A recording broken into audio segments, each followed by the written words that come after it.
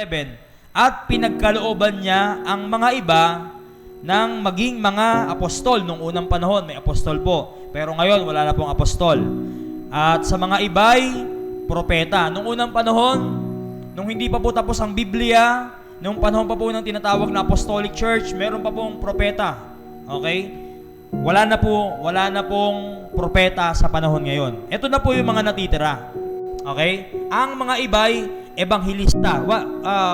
What does it mean when we say evangelist or ebanghilista? Hindi ito apelido ni Hart, mga kapatid, ebanghilista. Ang ibig sabihin po ng evangelist, ito po yung mga preachers. So, sabi nga, every Christians must be a preacher. But sabi nga, not all preachers are pastor. Amen? Hindi naman ibig sabihin na ikaw po'y preacher ay magpapastor ka na. Kasi ikaw ay Kristiyano, we are obliged to preach the gospel of Christ. So, sabi nga, meron talagang mga tinawag na maging mga evangelist. Pagka may pagkakataon, hindi mo sila mapipigilan, magpipreach talaga sila. Hindi sila nahihiya na ipangaral ng ebanghelyo. Ano pa? May iba naman ay tinawag na maging pastor. Katulad ko po, hindi lahat pastor. Amen? At iba naman, mga guro. At kung makikita nyo po yung talata, meron pong tinatawag na semicolon. Ang ibig sabihin yan, at marami pang iba. Ibig sabihin, sa church po natin, iba-iba po tayo ng calling, iba-iba po tayo ng panawagan. Ano pong purpose? Sa verse 12. Sa ikasasakdal ng ating gawain ng mga banal, sa gawaing paglilingkod, sa ikatitibay ng katawan ni Kristo. So yun po yung purpose. Bakit hindi tayo pare-parehas ng kagalingan? Hindi tayo pare-parehas ng talent. Hindi tayo pare-parehas ng kakayanan. Kasi meron pong nais ang Diyos na atin pong gawin sa kanya-kanya po natin mga talento na ipagamit natin para ang kanyang gawain ay lalago. Christ ang best model and pattern of our faith. So, mga kapatid, nawa, dumarating na po sa punto natin na hindi na po tayo mabilis matisod. Amen? Hindi na po tayo maselang Kristiyano. Nung unang panahon, nung ikaw ay baguhan pa lang sa pananampalataya mo, I understand. Mabilis kang masaktan, mabilis kang ma-offend, mabilis kang magtampo. Pero hindi po habang buhay, baby Christian pamagat, ay pinanguatan natin siyang the principle of church growth. Ang ating pong church, we aim na lumalago po tayo. Amen? In like manner, sa atin pong buhay bilang isang tao, hindi po habang buhay, tayo po ay isip bata. Dumarating po yung punto sa buhay natin na tayo po ay natututo, lumalago based on experiences na meron po tayo. Kaya nga, mga kapatid, sa mga members po ng church natin, kasama po sa ating paglago, yung mga errors. Kaya wag po tayong, alam niyo po, masyadong maselan na gusto natin perfecto kaagad. Unti-unti lang. Wag natin magandang nakakita tayo ng mga kamalian, pero hindi po yung kamalian na yun ang ida-down natin, yung ating bawat isa. Kundi i-develop natin. Nagkamali tayo sa ganitong bagay, wag natin husgahan kung sino man, kundi tulungan natin na mag-grow. Amen? Yun po yung purpose bakit mayroon pong church. Christian manner, mga kapatid, nung unang tayo mga mananampalataya pa, wala pa tayong kamuwang-muwang sa gawain ng Panginoon. Minsan, ang hirap sa atin na ayain magsimba kasi hindi pa tayo ganun ka-matured sa ano ba talaga ang kahalagahan. What is the real essence of God's Word? What is the real essence of prayer? Sometimes, nagpe-pray tayo noon kung kailan lang natin gusto. Nagsisimba tayo kung kailan lang natin gusto. Because we don't really understand the real essence of God's ministry. But sa atin pong panahon ngayon, kung ikaw po ay hindi na po baguhan sa pananampalataya mo, ang ibig kong sabihin, ikaw po ay matagal nang naglilingkod sa Diyos, naiintindihan mo na sinasabi ni Kristo sa kanyang banal na kasulatan na unahin mo siya sa lahat ng oras. Ngayon, kung hindi mo pa rin yan naiintindihan, ibig sabihin, you are not matured enough sa iyong pananampalataya. So, kailangan mong, anong dapat mong gawin para ikay lumago? Kasi hindi ka pa matured enough. Katulad ng isang sanggol, para siya lumago, ang kailangan niyang gawin, kumain. Ganon din sa pananampalataya. Kailangan mo palaging makinig ng salita ng Diyos. Amen? First, or babes in Christ must do their duty to become strong. Ano yung kailangan ng isang bago o bata? Gawin niya yung kanyang responsibilidad para lumakas. Kasi hindi pa siya malakas. Amen? So, how do you categorize yourself? Are you a strong enough? Strong Christian or strong man? Are you independent? Are you, yung sinasabi nga natin na, ano ka na, kumbaga, kaya mo na nang walang tulong na iba, o ikaw pa rin yung isang klase ng tao na hindi mo pa rin alam yung mga dapat mong gawin sa buhay mo. So ito ang dapat mong gawin, mga kapatid, sa mga babes in Christ, sa mga baguhan sa pananampalataya at sa mga bagong miyembro. Letter A, church growth is enhanced. No, kailangan nating palakasin. Sabi nga, no, when each members does his or her part as a member of the body, sabi dyan, letter A, we all have a function to fulfill. So, kailangan mo palang gawin, meron kang tungkulin na kailangan mong gampanan. Sa Salt and Light, sa Christian na church, katulad po nito, I encourage you. Pag uwi mo sa bahay ninyo, kung may Bible ka, buksan mo, basahin mo, at kung hindi mo maintindihan, bumalik ka ulit at itanong mo kay pastor o sa mga kapatiran. Pag natuklasan mo yung hiwaga ng salita ng Diyos, ang sarap basahin at ang sarap ulit-ulitin. Amen? Ito po kasing salita ng Diyos, buhay po itong salita. Para ka kinakausap nito eh. Para kang nananalamin. Kasi ipapakita sa'yo ng Bible kung ano ka sa harapan ng Diyos. Ano ba tayo sa harapan ng Diyos? We are all sinners. Makasalanan po tayong lahat. So ayun mga kapatid, no? Sa mga baguhan, the duty you must do is to become strong by reading, participating, meditating God's Word, or be involved in God's ministry. Yan po ang kailangan ng isang baby Christian. Ito, napakahalaga po ito. Nawa, hindi po ito yung dahil. Nawa, hindi po natin ito kalimutan na every time tayo po'y aapak sa simbahan, no, yung tinatawag nating church. Nawa, ang pinakagusto intention talaga natin ay maka-fellowship o maging malapit talaga sa Diyos. This place, maniwala tayo sa hindi. Mga kapatid, kasama natin si Jesus ngayon. So bakit ka nandito ngayon? Nawa, sa mga susunod na linggo, isipin mo, sabi nga, no, each member is drawing strength from the head. Who is the head of this church? Who is the head? Who is the foundation? Who is the center of our life? No other than our Lord and Savior, Jesus Christ. Sa lahat ng ating gagawin, di ba? Whether you eat or drink or whatsoever you do all for the glory of God.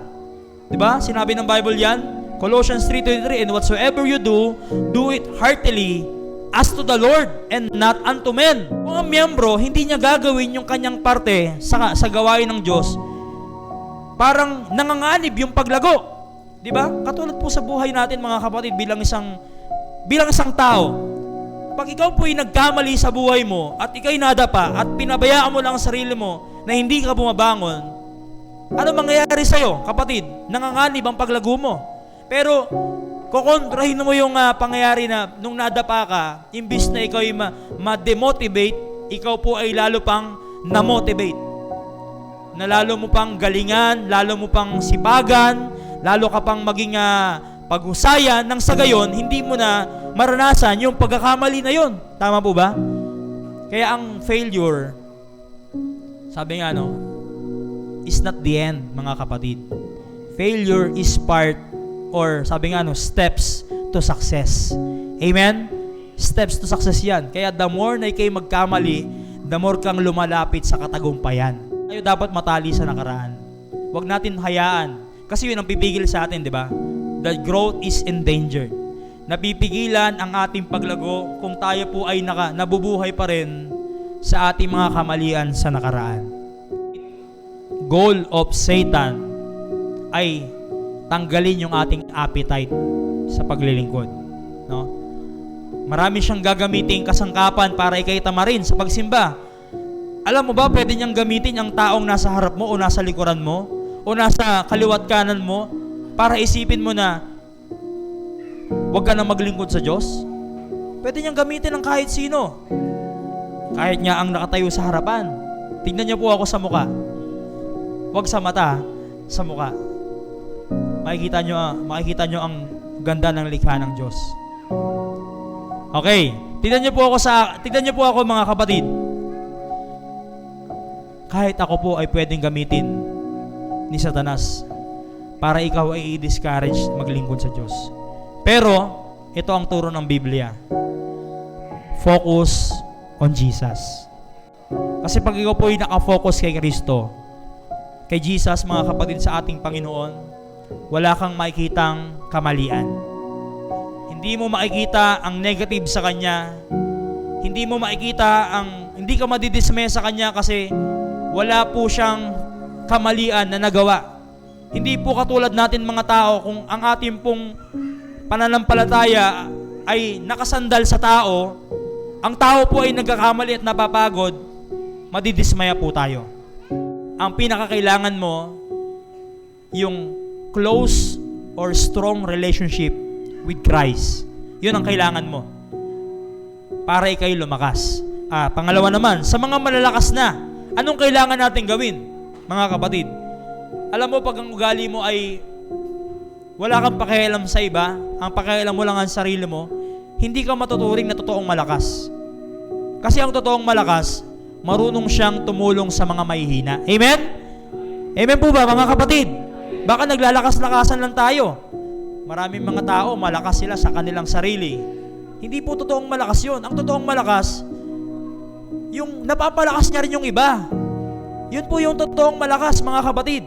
Sa ating pong buhay bilang isang Kristiyano, kung alam mo sa sarili mo na ikaw po ay malakas, dapat nagpapalakas ka sa mahihina.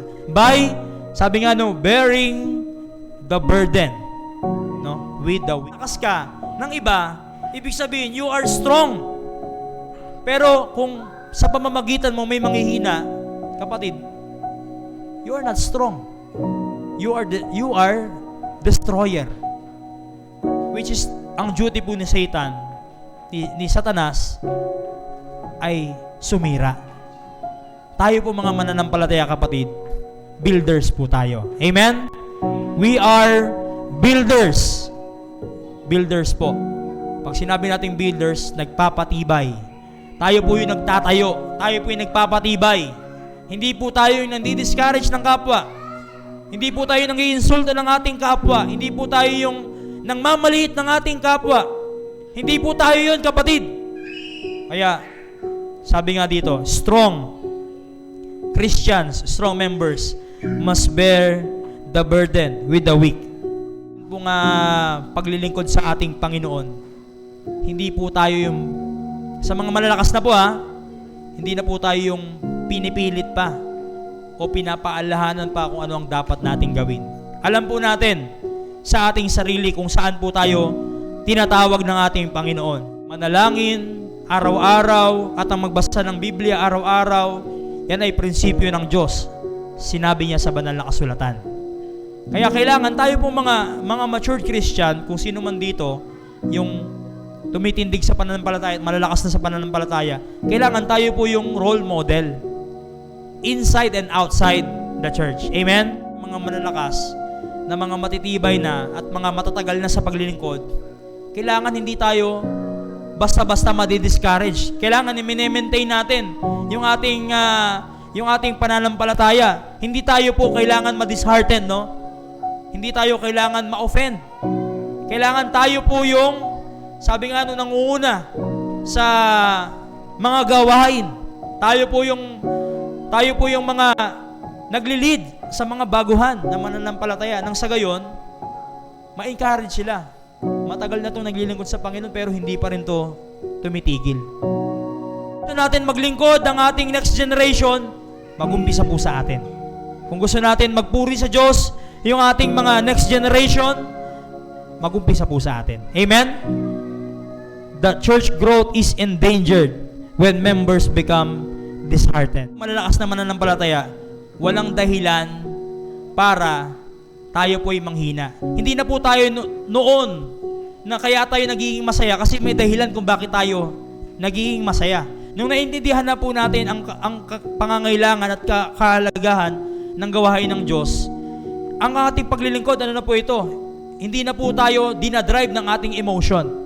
Hindi na po tayo nakabase sa kung may pera ba tayo sa wallet o wala. Hindi na rin po tayo nakabase sa kung meron ba tayong panahon ba ng kasaganahan at panahon ba ng kahirapan. Hindi na po doon nakabase sa ating po mga malalago na, mga matitibay na. Hindi na rin po nakabase sa panahon. Tag-ulan ba? Taglamig? Tagsibol? Taglagas? Tag-init? Hindi na po. Sa atin po mga mananampalataya, ang paglilingkod sa Diyos, it is our lifetime commitment. Amen? It is of our life. Ministry is our life. Amen? Yan na po yung paninindigan ng mga matitibay sa pananampalataya. May ma-discourage, tuloy ka lang. No, may nawala kasi ang mga mahihina kasi nadadamay sila sa work ethic ng iba. Alam niyo po 'yun, naapektuhan sila. Yan yung mga ugali ng mahihina eh. Pag may nanghihina sila. No? Pag may lumalakas sila. So alam niyo po 'yun. Ano ka lang, depende ka lang sa sitwasyon. Pero sa mga malalakas, yung mayroon ng paninindigan at mayroon ng commitment, magpapatuloy sila kahit ano mangyari. At nawa isa ka doon, kapatid. Kahit ano po mangyari, huwag nating kakalimutan na meron tayong Panginoon na kailangan paglingkuran. Ang Diyos po, huli na po ito. Ang Diyos po, kapatid, deserve po niya na siya'y paglingkuran. Ang Diyos, kahit wala tayo, Diyos pa rin po siya. Hindi po utang na loob ng Diyos na pag naglingkod tayo sa Kanya, magpapasalamat siya sa atin. Hindi po, kapatid. Kahit wala ka, kahit hindi ka pinanganak, ang Diyos hindi nagbabago. Diyos pa rin po siya. Kaya pinanganak ka at ginawa kanyang anak, dinala kanya sa gawain, nakilala mo siya, anong kailangan mong gawin? No? Ang paglingkuran ng Diyos, it is our privilege and opportunity na paglingkuran siya. Sapagkat ang Diyos, kahit wala tayo, Diyos pa rin siya. Pero tayo na walang Diyos, tayo'y walang kabuluhan. Amen? Yan po ang ating tatandaan. Kailangan mo ang Diyos sa buhay mo.